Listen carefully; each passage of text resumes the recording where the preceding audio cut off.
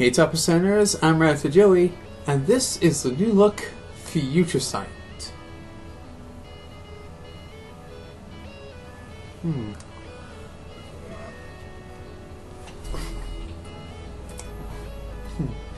Much better. First, I'd just like to put out a tiny apology for when this episode's coming out. I first planned to release this episode alongside the Christmas message, but technical difficulties meant that I couldn't actually get this episode out to you. Not without it looking effectively god-awful. That being said though, it seems there's actually been a saving grace with me having to record now, just after Christmas. Because all I can say right now is, Nintendo, what were you thinking?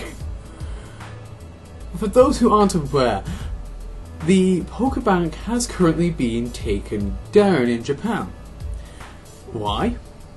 Well, the official announcement from Nintendo is that it was being used too much. It was just too much work on the server.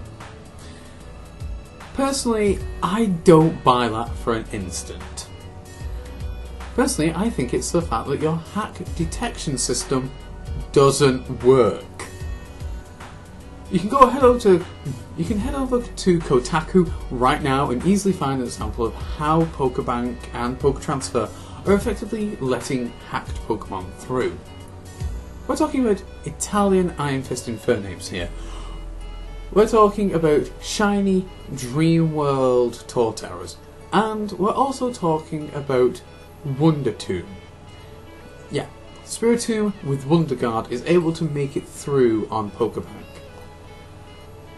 That's not even a legal possible combination. Infernape Iron Fist, yeah, that is possible. It's very possible. But an Italian Infernape with Iron Fist? That isn't possible. Mostly because the Iron Fist Infernape was never actually released through Dreamworld. It was an American download event. Only English-speaking countries could get their hands on that Infernape. Italy isn't an English-speaking country. A lot of people in Italy might know English, but it's not an English-speaking country. And that's been making it through. It's also impossible to get shiny Dreamworld Pokemon. So, shiny Dreamworld Torterra, not really a thing. And Wondertomb in itself, well, it goes without saying, Spiritomb cannot have Wonder Guard. So, yeah. Nintendo, you done goofed. With all that said though, why don't we actually get on to today's episode? The trainers from X and Y. Now, I'm actually going to start off with the 4 trainer cards that we actually have an English translation for. So first up, we have Hard Charm.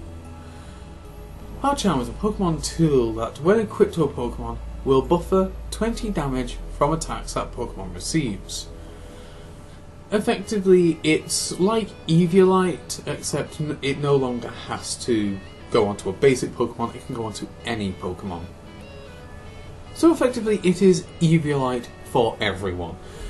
No limitations, you don't have to be basic, it doesn't have to be an X, it doesn't have to be evolved. It can be evolved, but it doesn't have to be. Moving on from Hard Charm, we move on to Muscle Band.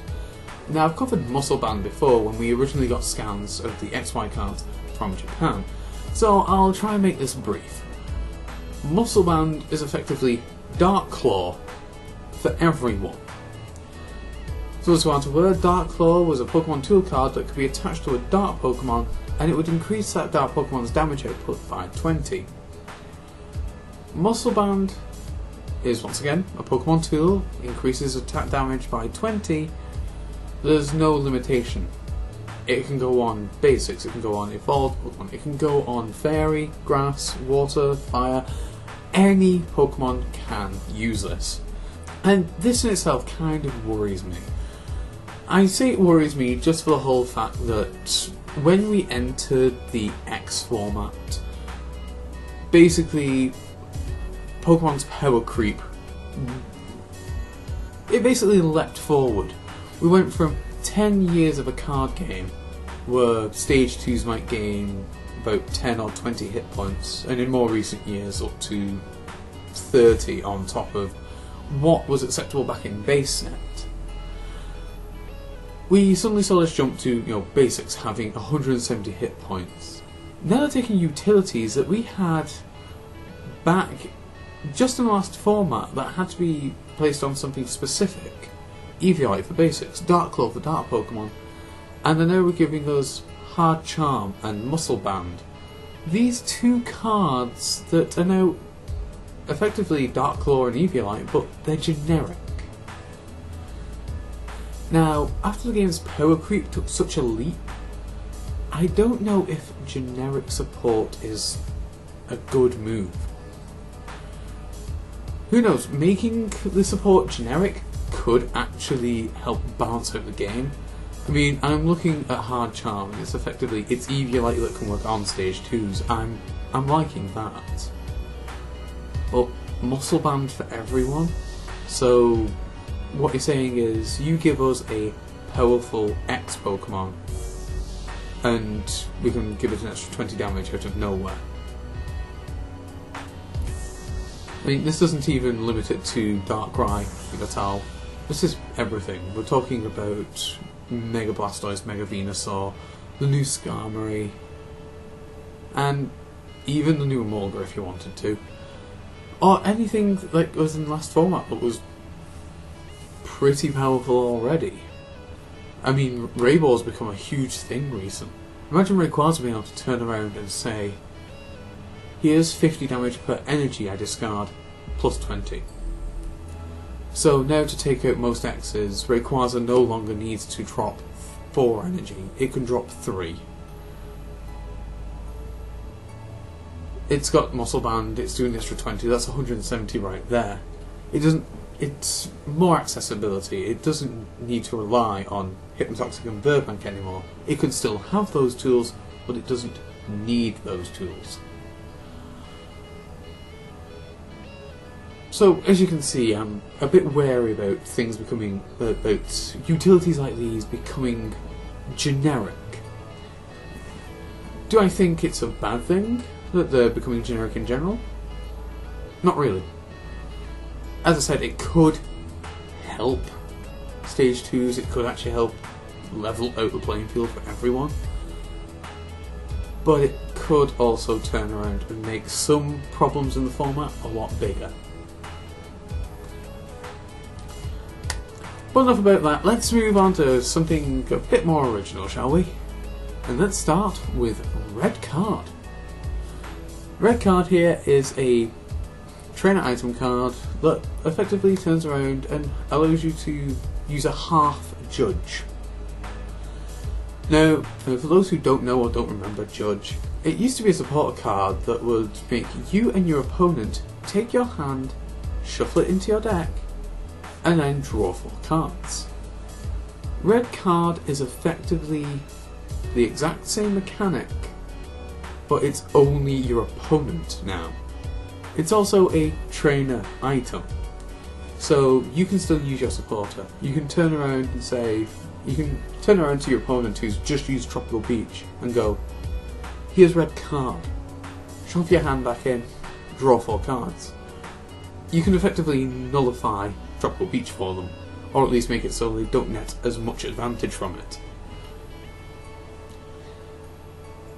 It also has the capability of combining with cards like Hooligans, Gym and Cass. One deck that appeared in the middle of last format but really didn't make it onto the main scene was the Hooligans Salamence deck. The combination of Hooligans and Salamence meant you could effectively take your opponent down to 1 card in hand if you hit a coin toss. Salamence had the ability to lower your opponent's hand size down to 4, and then Hooligans could take out another 3 cards. Red Card effectively does the same thing, except instead of relying on a Stage 2 Salamence, you can now do it with a trainer item. So that's either more consistency for hooligans and salamence, or it's just generic disruption for everyone. Either way, I see it being an amazing card. Tropical Beach is huge right now, so as soon as your opponent goes Tropical Beach, you show them a red card. You make them put 7 back in and draw out 4. You can effectively mitigate any advantage they generate. You can effectively limit their options at any point of the game without sacrificing your own card advantage, without sacrificing your supporter for the turn. And now on to the last trainer card that we actually have an English scan for, and that card is Team Flare Grunt. Personally, I don't see this being too impressive, but let's have a look at the card first. Team Flare Grunt is a train supporter card which allows you to discard an energy attached to your opponent's active Pokemon. So effectively it's a supporter version of Enhanced Hammer or Crushing Hammer, except it's limited to the active.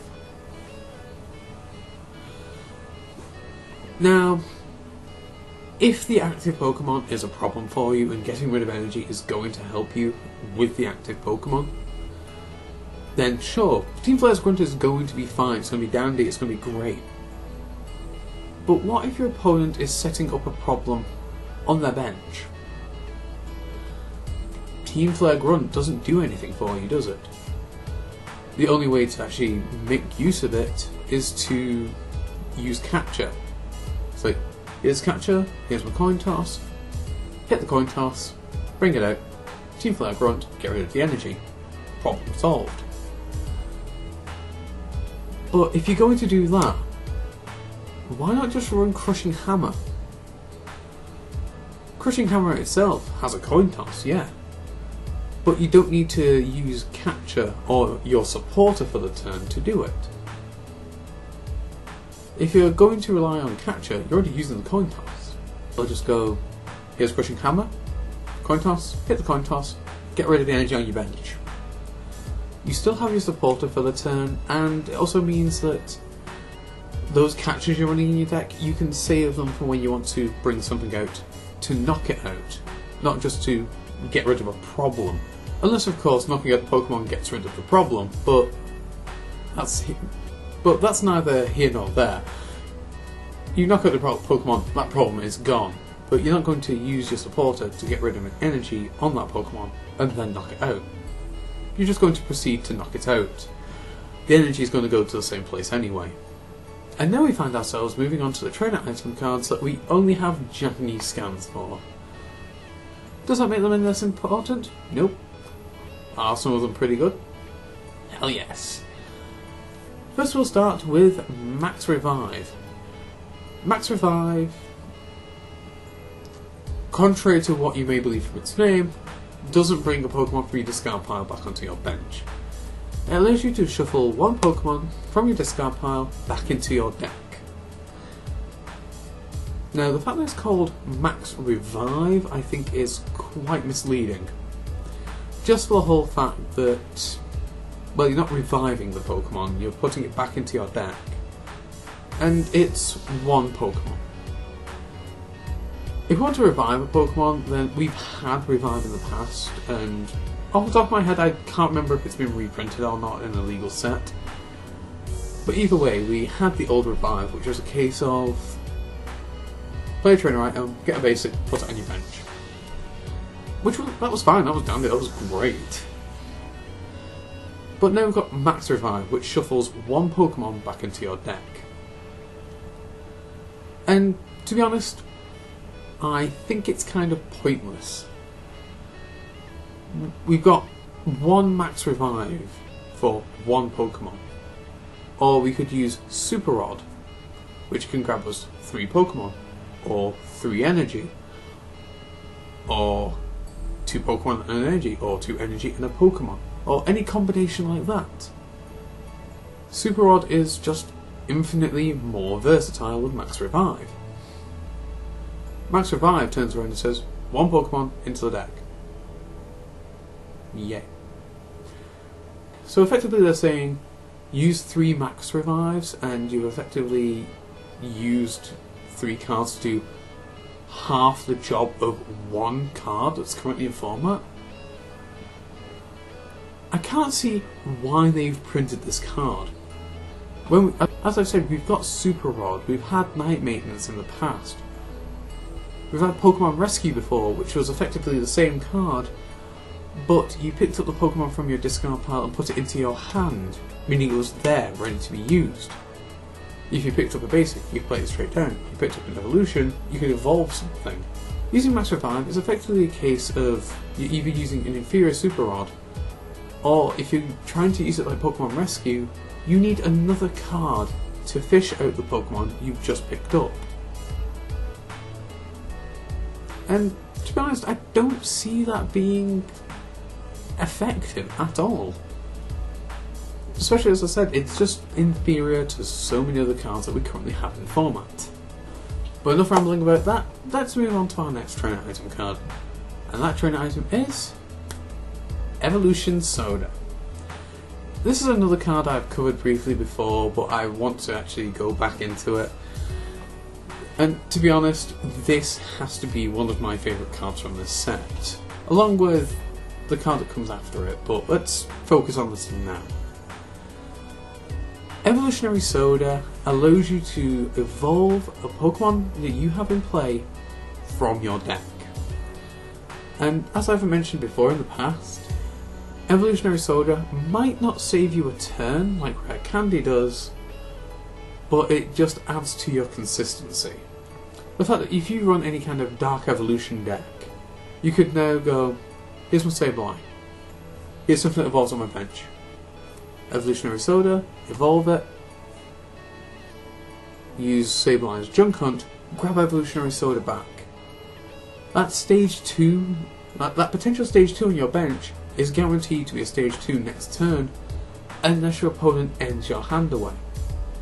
And if your opponent does end your hand away, well, you stand a chance of drawing back Evolutionary Soda. You could draw the evolution. You could draw a card that actually gets you into the evolution. Either way, you don't really lose out. You have so many possible outs, especially with an early game end, where you're going to be drawing 6 cards. That's not the only reason I like Evolutionary Soda.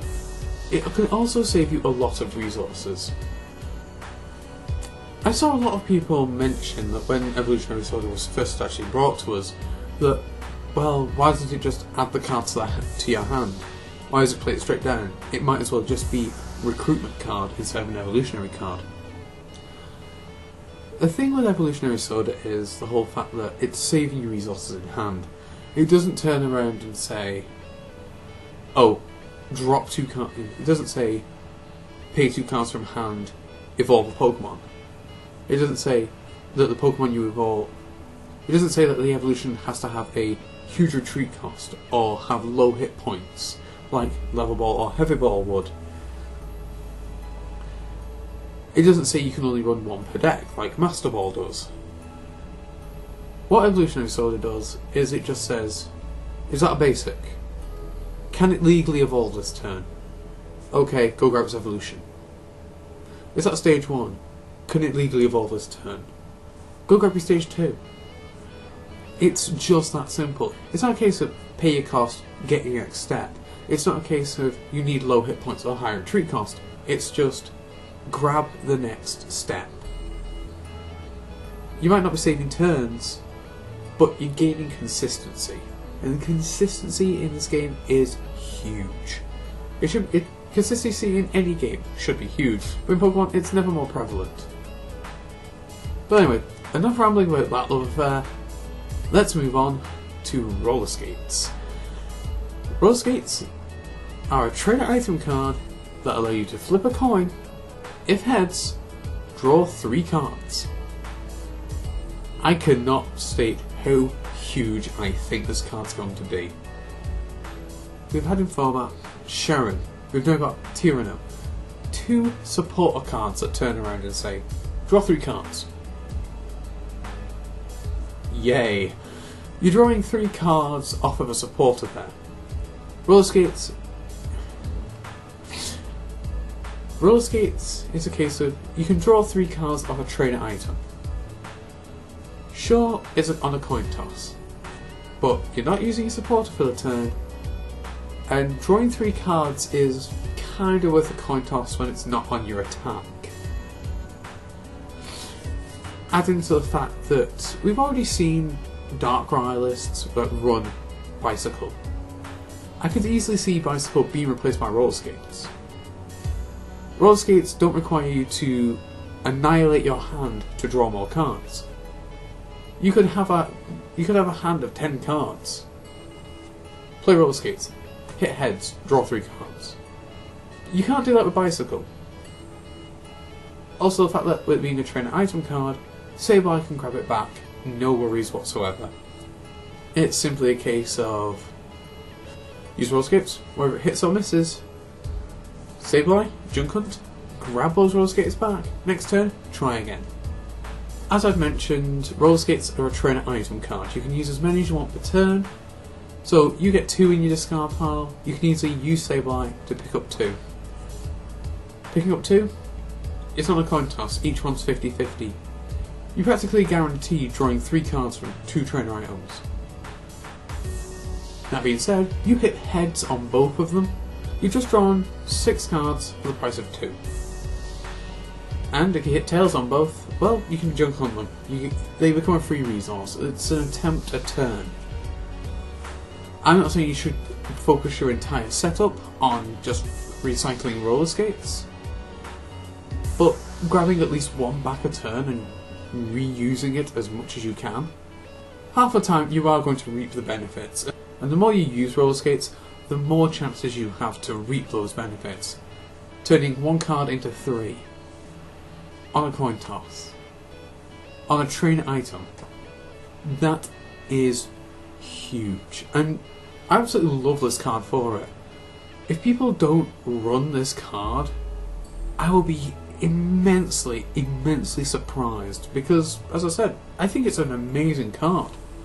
It's 1 card that can become 3 on a coin toss, and it's recyclable in a dark deck. Heck, Darkrai variants have no excuse to not run it. As I've said, they run Bicycle, they have to annihilate their hand.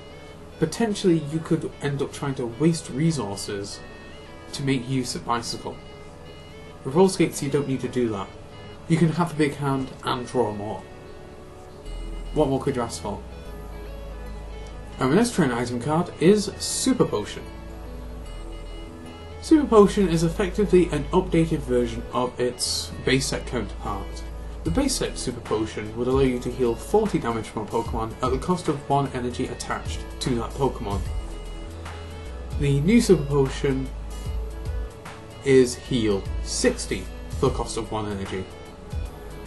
Now, as I said, this is just the old Super Potion updated. Back in Black and White we saw the original potion get changed from heal 20 to heal 30. The new Super Potion has gone from 40 to 60.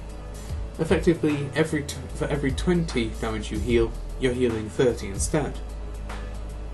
It's the same numbers. The cost of 1 energy attached to Pokemon, well, that's me technically miswording things. It's not actually a cost to discard the energy. Super Potion should work the exact same way as Max Potion does. So if the Pokemon you're healing doesn't have any energy attached to it, you just heal the damage, and that's it. Just like how Max Potion would heal all the damage off a Pokemon, even if it didn't have any energy attached. As I said though, overall it's just an updated potion. I'm not sure how much play this is going to see, especially seeing as we still have Max Potion in format.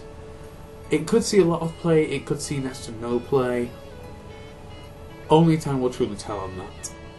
And now we move on to our trainer supporter cards, starting with Cassius. Cassius has the ability to allow you to shuffle 1 of your Pokemon in play and all cards attached to it back into your deck. Now, once again, this is another card I have mixed feelings about. It's good for getting something out of your active position, it's good for effectively scooping up a Pokemon, The one problem I have with it is just the fact that it's scooping everything back into the deck. It's like Scoop Up Cyclone, but to the deck. And I don't know how to feel about that, to be honest. As I said, once again, it's good if you want to get something out of your active position, or you want to save something from being knocked out. But with it going back into deck, if you want to keep using that Pokemon, you now have to spend the resources to go into your deck and get it back out. Plus all the cards that are attached to it, so any energy, any tools. If it's an evolved Pokemon, you have to get all the stages out. Personally, I see it as being a limited use card. The situations where Cassius is going to turn around and say, "I've just done you a huge favour," are going to be very situational. That being said, I wouldn't be surprised if somebody out there finds an interesting use for this card. Moving on from Cassius, we have Tyranno. Now, Tyranno, I don't really have anything to say about this card really, other than the fact that it's Sharon. It's the exact same card, it's player supporter, draw 3 cards. It's that plain, it's that simple. The fact that we've been getting Tyranno alongside roller skates, let's just say one of these things just doesn't belong here. And to be honest, if I had the choice between Tyranno and roller skates, I'm going to play roller skates. Roller skates don't use up my supporter for a turn, and it's recyclable. Another thing to really note is the whole fact that how often do we see people running Sharon? How often is it a case of that Sharon is in top cutting lists? I'm not saying that Sharon's a bad card, but it's outperformed by N, by Juniper, by Chorus. There are so many cards that outperform a card that just turns around and says, draw 3 cards. So, Tyranno and Sharon, not bad, but certainly not good either. And to close off, we have Professor Sycamore, or as I like to call it, Juniper 2.0. It is effectively the exact same card as Professor Juniper, and as such, we've actually already had an official ruling from Organised Play saying that you cannot run Juniper and Sycamore in the same deck. It's a complete blanket rule, obviously, but to be honest, it does save the whole confusion of people running 2 Juniper and 3 Sycamore. And right now, I'm going to stick with Professor Juniper, just because I can have 4 variants and I can use it to actually keep a track of what I've got in deck. Sycamore, it's a good card. It does exactly what Juniper does, and Juniper has been a staple ever since it was released. So, anything good you can say about Juniper, you can say about Sycamore. Anything bad about Juniper, you can say the same about Sycamore. There's no difference in the 2 cards, and that's why Organised Play gave the ruling that you can't play them together. 8 cards in your deck that turn around and say, draw 7 cards. Well, that's you through 56 cards of your deck. Right there. You only really start with 47 in deck after drawing your opening hand and setting up prizes. The acceleration you could get would be absolutely ludicrous. With that said though, it is nice to actually see a powerful and consistent draw card being brought forward into the next generation. As soon as we rotate to X and Y onwards, we won't lose Juniper. Juniper will just be replaced by Sycamore flat out. I can't see any card coming around and saying, I do Juniper's job but better. Not unless we get something absolutely silly in the next few sets. But with all that said, what do you guys think? As always, let me know down below. And if you've enjoyed this episode, why not rate, comment and subscribe? But until next time, I've been Router Joey. You guys are still a top percent. Peace out.